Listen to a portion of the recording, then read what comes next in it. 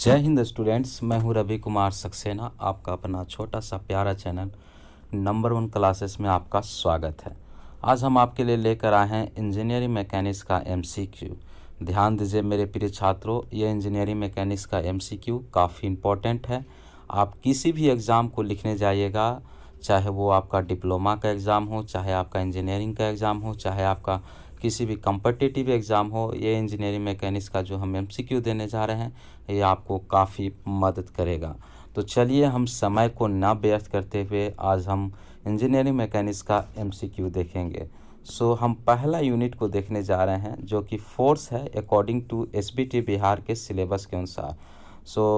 पहला एमसीक्यू है, ध्यान दीजिएगा मेरे प्रिय छात्रों। क्वेश्चन कहा गया है वेक्टर क्वांटिटी हैज़, वेक्टर के पास क्या होता है। ठीक है, आप सबको जानते हैं वेक्टर क्या होता है। तो वेक्टर उसको बोलते हैं कि जिसके पास मैग्नीट्यूड और डायरेक्शन दोनों होता है।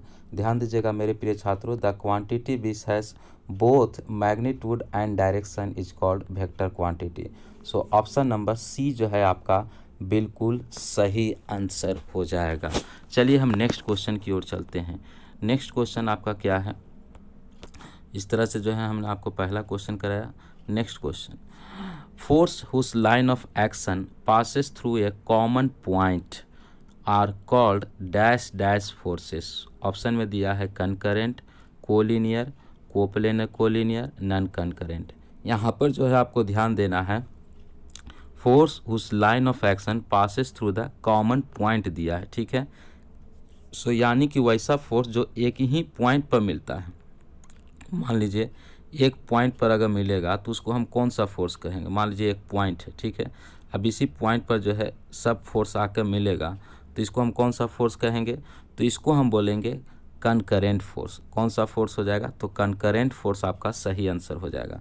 यानी कि फोर्सेस उस line of action passes through a common point are called concurrent forces. ठीक है, आपका जो है ऑप्शन नंबर ए जो है बिल्कुल सही आंसर हो जाएगा। नेक्स्ट क्वेश्चन की ओर चलते हैं। नेक्स्ट क्वेश्चन है आपका, a couple is form by, यानी कि कपल जो है किस तरह से जो है फॉर्म होता है। ठीक है, कपल जो है किस तरह से फॉर्म होता है, तो सबको जानते हैं कि कपल जो है two equal and unlike parallel forces होता है। कपल का गुण क्या है कि जो दो फोर्स होंगे वो दोनों जो है इक्वल होंगे, लेकिन दोनों का जो डायरेक्शन होगा वो जो है अपोजिट होगा। दोनों जो है अनलाइक पैरेलल फोर्सेस होते हैं। दोनों जो है कैसा होते हैं, अनलाइक पैरेलल फोर्सेस होते हैं। यानी कि यहाँ पर जो है आपका आंसर जो है two equal and unlike parallel forces, option number B जो है बिल्कुल सही आंसर हो जाएगा। चलिए हम नेक्स्ट क्वेश्चन की ओर चलेंगे। नेक्स्ट क्वेश्चन आपका क्या है, क्वेश्चन है SI unit of force is, यानी कि फोर्स का एसआई यूनिट क्या होता है। ये तो जो है सबसे आसान क्वेश्चन है, क्या हो जाएगा, तो न्यूटन हो जाएगा। न्यूटन जो है फोर्स का यूनिट होता है। सबसे आसान क्वेश्चन था। अब हम नेक्स्ट क्वेश्चन की ओर चलते हैं। नेक्स्ट क्वेश्चन कहता है the component of force P at right angle to its direction will be. ठीक है, यहाँ पर जो है आपका कौन सा डायरेक्शन दिया है, राइट एंगल, यानी कि जो एंगल दिया है वो आपका राइट एंगल है। ठीक है, राइट एंगल यानी कि थीटा इक्वल टू दिया है 90 डिग्री। यहाँ पर जो है कह रहा है कि the component of force P at right angle to its direction will be. तो जब थीटा जो है 90 डिग्री रहे तो आपका जो है आंसर क्या हो जाएगा, तो आंसर जो है आपका 0 होगा, जो कि ऑप्शन नंबर आपका 1 में दिया है। ठीक है, तो ऑप्शन नंबर ए में आपका जो है 0 जो है आंसर जो है सही हो जाएगा। ये जो 0 दिया है ये आपका सही आंसर हो जाएगा। तो इस तरह से जो है आपको क्वेश्चन का जो है सॉल्यूशन करना है। चलिए नेक्स्ट क्वेश्चन की ओर हम बढ़ेंगे। नेक्स्ट क्वेश्चन कहता है branch of mechanics which deals यानी relates to body at rest is called, यानी कि यहाँ पर जो है जो की पॉइंट हमने आपको बताया था, जब बॉडी रेस्ट में रहेगा, जब बॉडी रेस्ट में रहेगा तो कौन सा जो है मोशन कहलाएगा, यानी कि वो कौन सा मैकेनिक्स है, किसका ब्रांच है, तो ये जो है आपका स्टैटिक्स का है। ये किसका हो जाएगा, तो स्टैटिक्स का हो जाएगा। ठीक है, तो यहाँ पर ऑप्शन नंबर बी जो है स्टैटिक जो है बिल्कुल सही आंसर होगा। अगर यहाँ पर रेस्ट के जगह पर, ध्यान दीजिएगा मेरे प्रिय छात्रों, अगर रेस्ट के जगह पर अगर मोशन रहता, अगर रेस्ट के जगह पर आपका मोशन दिया रहता तो कौन सा हो जाता, अगर रेस्ट के जगह पर मोशन दिया रहता तो आपका डायनामिक्स आंसर हो जाता, लेकिन फ़िलहाल जो है यहाँ पर रेस्ट दिया हुआ है तो रेस्ट का मतलब स्टैटिक्स जो है आपका सही आंसर हो जाएगा। चलिए स्टैटिक जो है यहाँ पर बिल्कुल सही आंसर हो जाएगा। अब हम नेक्स्ट क्वेश्चन की ओर जाते हैं। यहाँ पर जो है क्वेश्चन इस तरह से है, the resultant of two forces P and Q acting at an angle theta is. यहाँ पर डायरेक्ट जो है फार्मूला आपको दिया गया है, तो फार्मूला आपको मालूम है, रिजल्टेंट का फार्मूला √P का स्क्वायर प्लस Q का square plus 2PQ cos theta होता है। ठीक है, यहाँ पर हमें लिखने में दिक्कत हो रही है, इसलिए हम इसको जो है ऑप्शन में हम आपको बताकर कोशिश करेंगे। सो यहाँ पर ऑप्शन नंबर जो बी है, ठीक है, पहला ऑप्शन में तो साइन थीटा दिया है इसलिए गलत हो गया, दूसरा ऑप्शन में कॉस थीटा दिया है, ये सही है। ठीक है, ये जो रूट है ये जो है पूरा में रूट है। ठीक है, यहाँ पर जो दोनों ऑप्शन में दिया है रूट जो है पूरा में दिया है। ठीक है, सो पहला ऑप्शन जो है आपका गलत हो गया क्योंकि उसमें साइन थीटा दिया हुआ है, और दूसरा आंसर जो है आपका सही है क्योंकि इसमें कॉस थीटा दिया हुआ है और रूट जो है पूरे में रूट दिया हुआ है। ठीक है, तो P square plus Q square plus 2PQ cos theta, ये जो है आपका रिजल्टेंट का जो है फार्मूला होता है। ठीक है, रिजल्टेंट का ये फार्मूला आपका होता है, आपको याद भी होगा। ठीक है, चलिए अब हम आते हैं नेक्स्ट क्वेश्चन की ओर। सो नेक्स्ट क्वेश्चन आपका क्या कहता है, the effect of moment is. ठीक है, the effect of moment is यानी कि मोमेंट का इफेक्ट क्या है। ठीक है, तो मोमेंट का इफेक्ट जो है बॉडी को टर्न भी करता है और मूव भी करता है, यानी कि जो आपका आंसर हो जाएगा वो हो जाएगा बोथ A एंड B। क्या हो जाएगा, बोथ A एंड B। ठीक है, बोथ A एंड B हो जाएगा, यानी कि आपका ये क्वेश्चन का जो आंसर हो जाएगा बोथ A एंड B हो जाएगा मेरे प्रिय छात्रों, बोथ A एंड B हो जाएगा। ये जो है आपका सही आंसर हो गया। चलिए नेक्स्ट क्वेश्चन की ओर चलेंगे। A body which does not deform under a normal load. ठीक है, ये क्या कहलाएगा, तो ये जो है आपका कहलाएगा रिजिड बॉडी। हमने आपको डिफिनीशन बताया था, रिजिड बॉडी जो है नॉर्मल लोड पर नहीं डिफॉर्म करता है।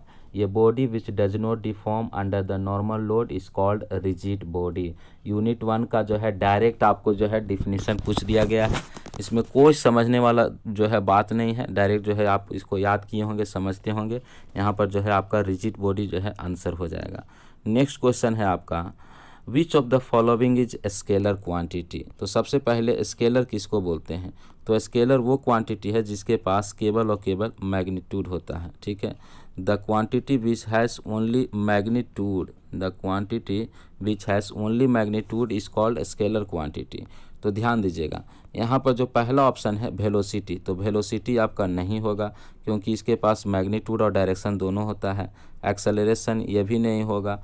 फोर्स के पास भी दोनों होता है, मैग्नीट्यूड और डायरेक्शन दोनों होता है, इसलिए आपका जो आंसर हो जाएगा वो नन ऑफ दीज हो जाएगा, नन ऑफ दीज हो जाएगा। सो इस तरह का क्वेश्चन जो है आपको एग्जाम में बहुत ही ध्यानपूर्वक करना है। ठीक है, यहाँ पर जो है पूछा गया है कि which of the following scalar quantity, तो यहाँ पर कोई भी स्केलर क्वांटिटी नहीं है, इसलिए नन ऑफ दीज हो जाएगा। नेक्स्ट क्वेश्चन है, which of the following is scalar quantity, लेकिन इसमें ऑप्शन को बदल दिया गया है। ठीक है, तो फोर्स हम लोग जानते हैं, फोर्स के पास जो है आपका मैग्नीट्यूड और डायरेक्शन दोनों है, इसलिए ये नहीं होगा। वेलोसिटी के पास भी मैग्नीट्यूड और डायरेक्शन दोनों है, इसलिए ये नहीं होगा। मास जो है आपका सही आंसर हो जाएगा, मास क्या हो जाएगा, बिल्कुल जो है आपका सही आंसर हो जाएगा। नेक्स्ट क्वेश्चन की हम चलते हैं मेरे प्रिय छात्रों। नेक्स्ट क्वेश्चन है, फोर्स सिस्टम में भी क्लासिफाइड एज। ठीक है, तो फोर्स सिस्टम का क्या टाइप है, तो कोलिनियर भी होता है, कनकरेंट एंड नॉन करेंट भी होता है, कोप्लेनर भी होता है, यानी कि इसमें जो है तीनों जो टाइप दिया हुआ है वो जो है फोर्स सिस्टम का एग्जाम्पल है। तो आपका आंसर क्या हो जाएगा, all of the above. All of the above जो है बिल्कुल सही आंसर है मेरे प्रिय छात्रों। नेक्स्ट क्वेश्चन की ओर चलते हैं, the SI unit of mass is. तो मास का एसआई यूनिट जो है केजी होता है, क्या होता है, किलोग्राम होता है, यानी कि ऑप्शन नंबर ए जो है बिल्कुल सही आंसर है, ऑप्शन नंबर ए किलोग्राम। ठीक है, 7 को फंडामेंटल क्वांटिटी होता है, आपको मालूम होना चाहिए, लेंथ, मास, ठीक है, time, electric current, temperature, luminous intensity, amount of substance. So यहाँ पर जो है मास का जो है एसआई यूनिट पूछा गया है, तो मास का एसआई यूनिट जो है किलोग्राम होता है। नेक्स्ट क्वेश्चन की ओर चलेंगे, branch of mechanics which relates to body in motion, ठीक है, इन मोशन, यानी कि मोशन में है तो सबसे पहले तो बॉडी जो है ये डायनामिक होगा, ठीक है, डायनामिक होगा। अब डायनामिक में जो है दो पार्ट होता है, डायनामिक में दो पार्ट होता है, एक काइनेटिक्स होता है और एक काइनेमेटिक होता है। विदाउट एनी रेफरेंस, ठीक है, लाइन को अंडरलाइन करेंगे, विदाउट एनी रेफरेंस, ठीक है, विदाउट एनी रेफरेंस। जब कोई फोर्स का रेफरेंस नहीं रहेगा तो उसको हम क्या बोलते हैं, ठीक है। यहाँ पर जो है डायनामिक का दो पार्ट होता है, काइनेटिक्स और काइनेमेटिक्स। तो हम जहाँ पर फोर्स को जो है रेफरेंस नहीं ले रहे हैं तो आपको मालूम होना चाहिए वो क्या कहलाएगा, तो काइनेमेटिक्स कहलाएगा,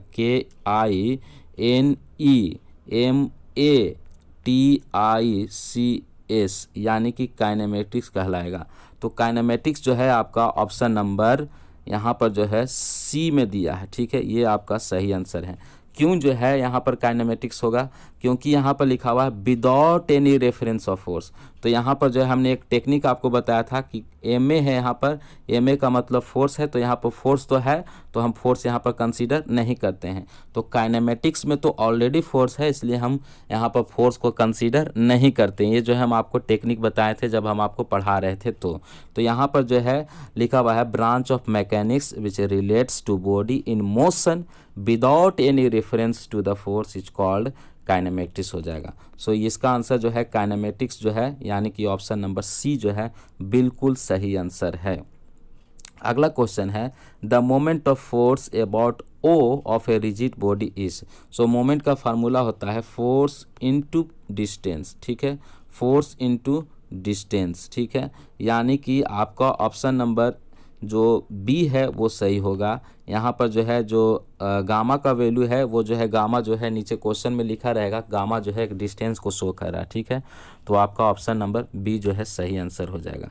नेक्स्ट क्वेश्चन की ओर चलते हैं। Varignon's theorem is applicable to dash dash forces, ठीक है। तो वेरिगनस थ्योरम जो है कौन सा फोर्स के लिए अप्लीकेबल है, तो ध्यान दीजिएगा मेरे प्रिय छात्रों, वेरिगनस थ्योरम जो है कोप्लेनर, ठीक है, कोप्लेनर फोर्स के लिए अप्लीकेबल है, कोप्लेनर, यानी कि ऑप्शन नंबर ए जो है आपका सही आंसर हो जाएगा। Varignon's theorem is applicable to the coplanar forces. Next question है यूनिट नंबर 2 में हम लोग आ चुके हैं। यूनिट नंबर 2 का नाम है इक्विलिब्रियम, ठीक है। तो necessary condition of equilibrium of a body is. So अगर बॉडी इक्विलिब्रियम में होगा तो हॉरिजॉन्टल फोर्स इक्वल टू 0 होना चाहिए, वर्टिकल फोर्स इक्वल टू 0 होना चाहिए, मोमेंट इक्वल टू 0 होना चाहिए, यानी कि आपका ऑप्शन जो है ऑल ऑफ द एबव जो है सही आंसर है। ऑल ऑफ द एबव होगा क्वेश्चन नंबर 1 का, यूनिट नंबर 2 का, ठीक है। सो यहाँ पर जो है नेक्स्ट क्वेश्चन की ओर हम चलेंगे मेरे प्रिय छात्रों। A beam which is fixed at one and, यानी कि एक एंड को फिक्स्ड किया गया है, and other and is free, यानी कि वैसा बीम जिसका एक एंड फिक्स्ड है और दूसरा एंड जो है फ्री है वो कहलाता है कैंटिलीवर बीम। कौन सा बीम कहलाएगा, तो कैंटिलीवर बीम कहलाएगा। नेक्स्ट क्वेश्चन की ओर हम चलते हैं। The number of reaction component possible at A roller support, ठीक है। ध्यान दीजिएगा मेरे प्रिय छात्रों, एक रोलर होता है और एक हिंज होता है, ठीक है। तो रोलर सपोर्ट और हिंज सपोर्ट में कितना होता है, ठीक है। तो रोलर में जो है केवल और केवल 1 होता है, रोलर में कितना होता है 1 होता है, और हिंज के लिए 2 होता है। तो फिलहाल जो है यहाँ पर पूछा गया है number of reaction component possible to a roller support, तो रोलर के लिए पूछा गया है, इसलिए ऑप्शन नंबर ए हो जाएगा 1, ठीक है। अगर हिंज के लिए पूछा जाएगा तो 2 हो जाएगा। नेक्स्ट क्वेश्चन की ओर चलेंगे। नेक्स्ट क्वेश्चन यहाँ पर ध्यान दीजिएगा। The number of reaction component possible at hinge support, यहाँ पर हिंज के लिए पूछा गया है, तो हिंज के लिए हमने क्या बताया कि हिंज के लिए जो है 2 होगा, यानी कि हिंज के लिए 2 होगा और रोलर के लिए 1 होगा। तो यहाँ पर जो है हिंज के लिए पूछा गया है, तो आपका ऑप्शन नंबर बी जो है सही आंसर हो जाएगा, 2 हो जाएगा। सो आप जो है एग्ज़ाम में गलती नहीं कीजिएगा, हिंज के लिए 2, रोलर के लिए 1 सपोर्ट होता है बीम रिएक्शन में। नेक्स्ट क्वेश्चन है आपका the load which is distributed uniformly, यानी कि distributed uniformly over A length is called. तो देखिए UDL, यानी कि यू यहाँ से हो गया यूनिफॉर्मली, डिस्ट्रीब्यूटेड लोड, ठीक है, UDL, यूनिफॉर्मली डिस्ट्रीब्यूटेड लोड, यानी कि आपका ऑप्शन नंबर बी जो है सही हो जाएगा, uniformly distributed load. Next question है मेरे प्रिय छात्रों, FBD, यानी कि FBD का फुल फॉर्म क्या होगा? तो यूनिट नंबर 2 में आपको पढ़ाए थे। FBD का मतलब free body diagram, free body diagram, जो कि ऑप्शन नंबर सी में दिया है। ध्यान से देखिएगा मेरे प्रिय छात्रों, आप एग्जाम में गलती ना कर दीजिएगा, क्योंकि ऑप्शन नंबर ए में दिया है फ्री बॉडी डायाफ्रेम, ठीक है, और ऑप्शन नंबर बी में दिया है फ्री बॉडी डिस्टेंस, और ऑप्शन नंबर सी में जो कि सही आंसर है वहाँ पर दिया है free body diagram. So free body diagram जो है आपका आंसर जो है सही हो जाएगा, फ्री बॉडी डायग्राम। चलिए नेक्स्ट क्वेश्चन की ओर चलेंगे। नेक्स्ट क्वेश्चन है आपका, if two equal forces of magnitude P, यानी कि दो जो है इक्वल फोर्सेस है, दोनों का फोर्स का क्या मैग्नीट्यूड है? तो P है। दो जो फोर्स है दोनों का मैग्नीट्यूड P है, और जो एंगल है यानी कि जो थीटा है वो 90 डिग्री है, थीटा जो है 90 डिग्री है। तो रिजल्टेंट क्या होगा? तो रिजल्टेंट का फार्मूला क्या लगेगा? तो यहाँ पर दो फोर्स है, तो दो फोर्स के लिए फार्मूला होता है F1 का स्क्वायर प्लस F2 का square plus 2F1 into, sorry यहाँ पर जो है F1 into F2 cos theta हो जाएगा, ठीक है, F2 कॉस थीटा हो जाएगा। तो ध्यान दीजिएगा मेरे प्रिय छात्रों, यहाँ पर जो है हमें लिखने में थोड़ा प्रॉब्लम हो रहा है, इसलिए जो है हम आपको फिर से बता देते हैं। यहाँ पर जो टू फोर्सेस है वो बराबर है, यानी कि अगर हम फार्मूला को अगर यूज करते हैं तो F1 का स्क्वायर यानी कि P का स्क्वायर प्लस F2 का स्क्वायर यानी कि एक और P2 का square plus 2PQ cos theta. तो कॉस थीटा का वैल्यू जो है 90 डिग्री दिया है, यहाँ पर राइट एंगल है तो 0 हो जाएगा, वहाँ पर 0 हो जाएगा। सो इसलिए आपका आंसर क्या हो जाएगा? तो √2P हो जाएगा, √2P हो जाएगा, जो कि ऑप्शन नंबर आपका बी में दिया है। तो √2P जो है आपका सही आंसर है मेरे प्रिय छात्रों, √2P जो है इसका सही आंसर हो जाएगा। नेक्स्ट क्वेश्चन है, Lami's theorem is also known as, तो लैमिस थ्योरम को हम लोग साइन रूल बोलते हैं, क्यों? क्योंकि लैमिस थ्योरम का फार्मूला है F1 divided by sine alpha equal to F2 divided by sine beta equal to F3 divided by sine gamma. तो साइन का हम लोग चर्चा कर रहे हैं, इसलिए इसको हम साइन रूल भी बोलते हैं। मैथमेटिक्स में भी इसका यूज होता है लैमिस थ्योरम का। सो ये जो है बहुत ही आसान क्वेश्चन था। क्वेश्चन है सपोर्ट ऑफ बीम में बी, तो सपोर्ट जो है कितने टाइप का होता है ये पूछा गया है। तो रोलर सपोर्ट भी एक तरह का सपोर्ट है, हिंज सपोर्ट भी एक तरह का सपोर्ट है, फिक्स सपोर्ट भी एक तरह का सपोर्ट है, यानी कि आपका जो है तीनों आंसर जो है सही है। तो तीनों आंसर जब सही है तो ऑल ऑफ दीज होगा, ऑल ऑफ दीज जो है आपका बिल्कुल सही आंसर हो जाएगा। नेक्स्ट क्वेश्चन में हम चलेंगे। नेक्स्ट क्वेश्चन कहता है टू अनइक्वल फोर्सेस, ठीक है, टू अनइक्वल फोर्सेस यानी कि जो दोनों फोर्स है वो अनइक्वल है, acting at an angle of 180 degree, तो 180 डिग्री का एंगल है, ठीक है, 180 डिग्री का जो है एंगल है। तो ध्यान दीजिए, दोनों अगर अनइक्वल फोर्सेस है, लेकिन जो कॉस थीटा का वैल्यू दिया है, थीटा का वैल्यू 180 डिग्री दिया है, थीटा का वैल्यू क्या दिया है? 180 डिग्री दिया है। और ध्यान रहे मेरे प्रिय छात्रों, थीटा का वैल्यू 180 दिया है, तो कॉस 180 में जो है, कॉस 180 में थीटा का वैल्यू माइनस होता है, ठीक है, -1 होता है, -1 होता है। तो -1 होगा, तो ध्यान दीजिएगा यहाँ पर जो है आपका जो आंसर हो जाएगा वो क्या होगा? मिनिमम होगा। क्या होगा? मिनिमम होगा, क्योंकि 180 में जो है कॉस का वैल्यू क्या आता है? मिनिमम आता है, इसलिए आपका आंसर जो है मिनिमम जो है सही आंसर हो जाएगा, ठीक है। 180 डिग्री है, कॉस 180 डिग्री का वैल्यू जो है मिनिमम होता है, ठीक है। कॉस 1 होता है और कॉस 180 -1 होता है, जो कि कॉस का जो है मिनिमम वैल्यू कॉस 180 में होता है, इसलिए जब मिनिमम होगा तो आपका रिजल्टेंट भी क्या होगा? मिनिमम होगा। ये beam which is one and is hinge and other and is roller, ठीक है, एक इंच में जो है हिंज है, एक इंच में क्या है? हिंज है, और दूसरे इंच में जो है आपका रोलर है, तो उसको हम क्या बोलते हैं? तो उसको हम बोलते हैं सिंपली सपोर्टेड बीम। क्या बोलेंगे? Simply supported beam. तो सिंपली सपोर्टेड बीम आपका आंसर हो जाएगा। अब हम यूनिट नंबर 3 में आते हैं, जो कि फ्रिक्शन है, ठीक है। तो यहाँ पर जो है लिमिटिंग फ्रिक्शन होना चाहिए, ठीक है, यहाँ पर फंक्शन लिखा गया है, नॉर्मल रिएक्शन और आर दिया है, कोएफिशिएंट ऑफ फ्रिक्शन म्यू दिया है, तो इसका रिलेशन क्या है? तो F = mu into R, F equal to mu into R, जो कि ऑप्शन नंबर ए में जो है आपका सही आंसर हो जाएगा। सो पहला क्वेश्चन में यूनिट नंबर 3 का डायरेक्ट जो है फार्मूला पूछ दिया गया है। अब हम नेक्स्ट क्वेश्चन की ओर आते हैं। The SI unit of coefficient of friction is, तो कोएफिशिएंट ऑफ फ्रिक्शन का यूनिट क्या होता है? तो कोएफिशिएंट ऑफ फ्रिक्शन का यूनिट कुछ भी नहीं होता है। क्यों? क्योंकि F equal to mu R होता है, F equal to mu R होता है, और म्यू इक्वल टू क्या हो जाएगा? म्यू इक्वल टू आपका हो जाएगा F by R, F by R. तो F भी एक फोर्स है और R भी एक फोर्स है, तो न्यूटन न्यूटन कट जाएगा, तो इसका आंसर क्या हो जाएगा? यूनिट लेस हो जाएगा, यूनिट लेस, यानी कि कोएफिशिएंट ऑफ फ्रिक्शन का कोई भी यूनिट नहीं होता है, इसलिए यूनिट लेस जो है आपका सही आंसर हो जाएगा। नेक्स्ट क्वेश्चन है आपका sliding friction is dash dash limiting friction. तो इस तरह का क्वेश्चन जो है आपको कंफ्यूज करेगा, ठीक है, तो ध्यान से आप सुनिएगा। स्लाइडिंग फ्रिक्शन जो है लिमिटिंग फ्रिक्शन से कम होता है, ठीक है, स्लाइडिंग फ्रिक्शन जो है लिमिटिंग फ्रिक्शन से कम होता है, और स्लाइडिंग फ्रिक्शन जो है रोलिंग फ्रिक्शन से ज़्यादा होता है।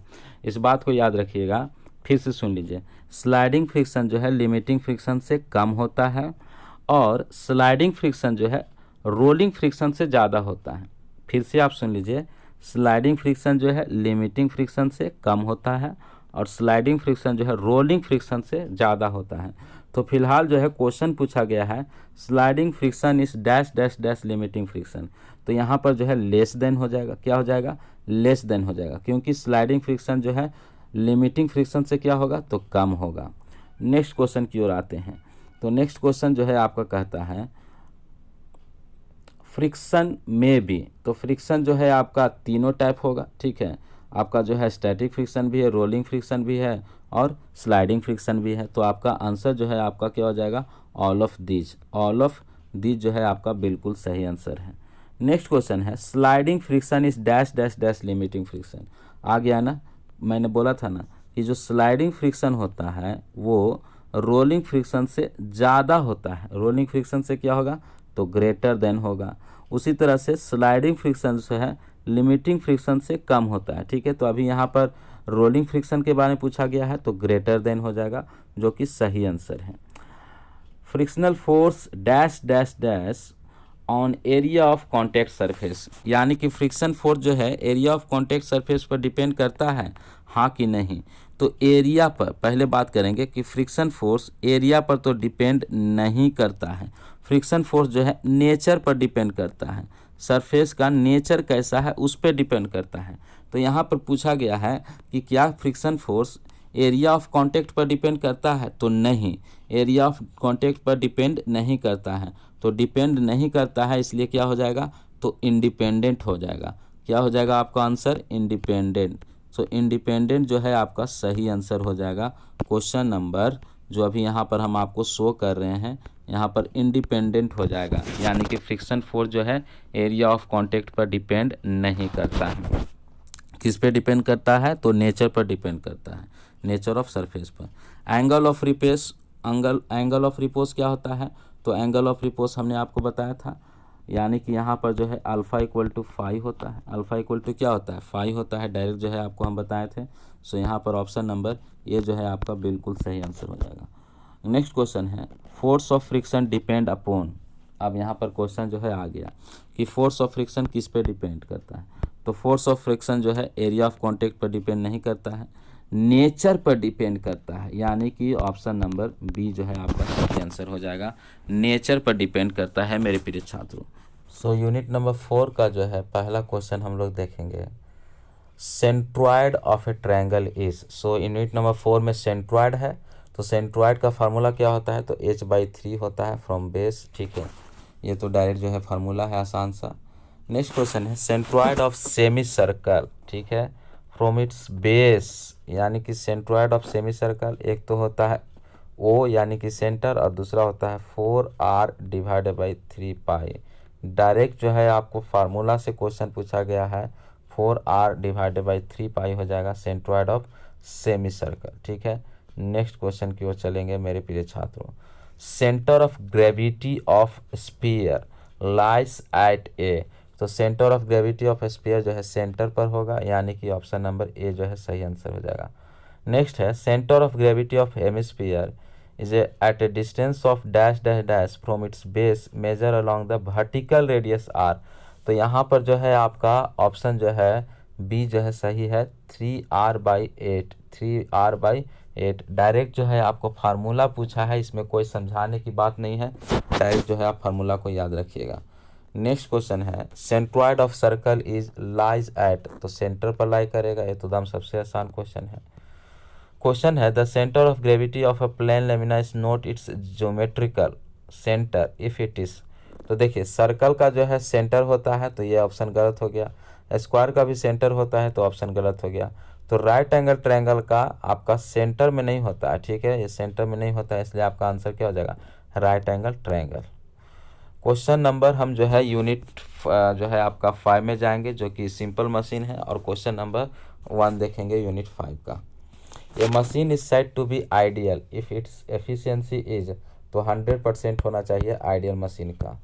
नेक्स्ट क्वेश्चन है velocity ratio of third system of pulley having 3 pulleys, ठीक है, तो 3 पुली है, तो थर्ड सिस्टम ऑफ पुली, तो थर्ड सिस्टम ऑफ पुली का फार्मूला क्या होता है, 2 का पावर n, 2 का पावर n माइनस 1, 2 का पावर n माइनस 1। तो यहाँ पर 3 पुली दिया है, तो 2 का पावर n यानी कि 2 दूनी 4, 4 दूनी 8, और 8 में से 1 जाएगा तो 7 हो जाएगा, तो 7 आपका हो जाएगा, ठीक है।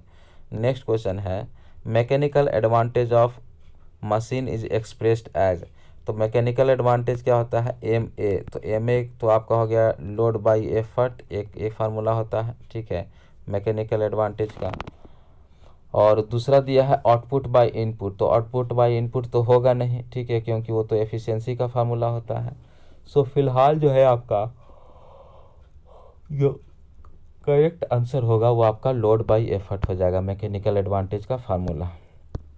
नेक्स्ट क्वेश्चन है velocity ratio of first system of pulley having 3 police, ठीक है, तो 3 पुलिस है और वेलोसिटी रेशियो पूछा जा रहा है। तो फर्स्ट सिस्टम ऑफ पुली का क्या होता है, 2 का पावर n, तो 2 का पावर 3 यानी कि 2 दूनी 4, 4 दूनी 8, तो 8 हो जाएगा आपका आंसर, 8 हो जाएगा सही आंसर।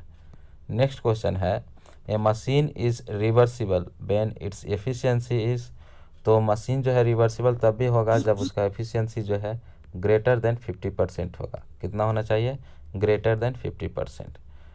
नेक्स्ट क्वेश्चन है the efficiency of lifting machine is the ratio of, ठीक है, तो एफिशिएंसी का फार्मूला आउटपुट बाय इनपुट भी होता है और M A by V R भी होता है।